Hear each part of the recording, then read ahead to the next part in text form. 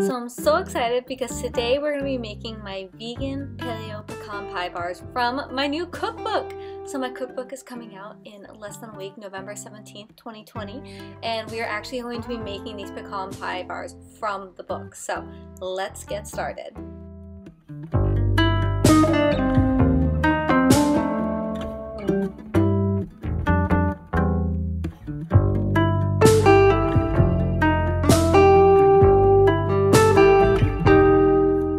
So just to note that the full recipe to this is actually written down below in the description box. Yes, you don't need to go anywhere else. You can just find the full written instructions along with the ingredient measurements down below in the description box, as well as the link to order the cookbook if you'd like. If you are pre-ordering it before November 17th, just email me down below. I have a specific email that I can actually give you a free little ebook gift. And that's just really my gift to you guys to thank you for supporting me throughout this entire process and supporting the Banana Diaries. I'm so excited for you guys to see this cookbook. I know that you're just going to love the recipes. And I figured we'd start out with the pecan pie bars because we're nearing Thanksgiving, and whether you are having Thanksgiving with just your immediate family or if you're trying to do something special still this year, I wanted you to have a fun little classic dessert that has a bit of a twist. So next up we're going to be making the pecan pie filling. So this is super simple, no eggs at all. It's so easy. You're just going to whisk this all together and then add in the pecans, and then we will pour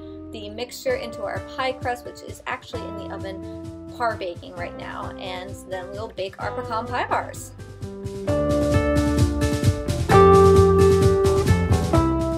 So this is what the pecan pie bars look when they're just out of the oven, and now we're going to let these set for about 2 hours in the fridge and then just slice and enjoy. So you can find the full recipe down below again in the description box, and go ahead and pre-order Baked with Love. I hope that you love it.